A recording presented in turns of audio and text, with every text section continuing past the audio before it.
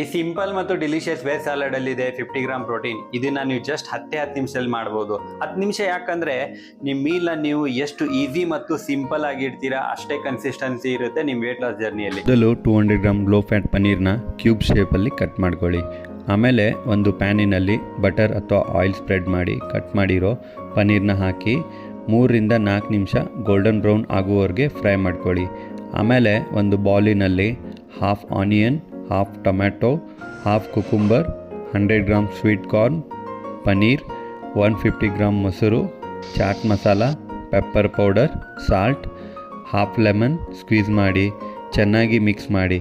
Finally ಸ್ವಲ್ಪ coriander sprinkle ಮಾಡಿದರೆ ನಿಮ್ಮ 60 gram weight loss paneer salad ready. ಇದನ್ನು ನೀವು ಲಂಚ್ ಅಥವಾ ಡಿನ್ನರಲ್ಲಿ ತಿನ್ಬೋದು. ಖಂಡಿತ ಟ್ರೈ ಮಾಡಿ. ಈ ರೆಸಿಪಿ ಡೀಟೇಲ್ಸ್ನ ಕ್ಯಾಪ್ಷನಲ್ಲಿ ಮೆನ್ಷನ್ ಮಾಡಿರ್ತೀನಿ. ಇದೇ ಥರ ಸಿಂಪಲ್ ರೆಸಿಪಿ ಬೇಕಾದಲ್ಲಿ ನನ್ನ ಪೇಜ್ನ ಫಾಲೋ ಮಾಡ್ಕೊಳ್ಳಿ. ಬಾಯ್ ಬಾಯ್.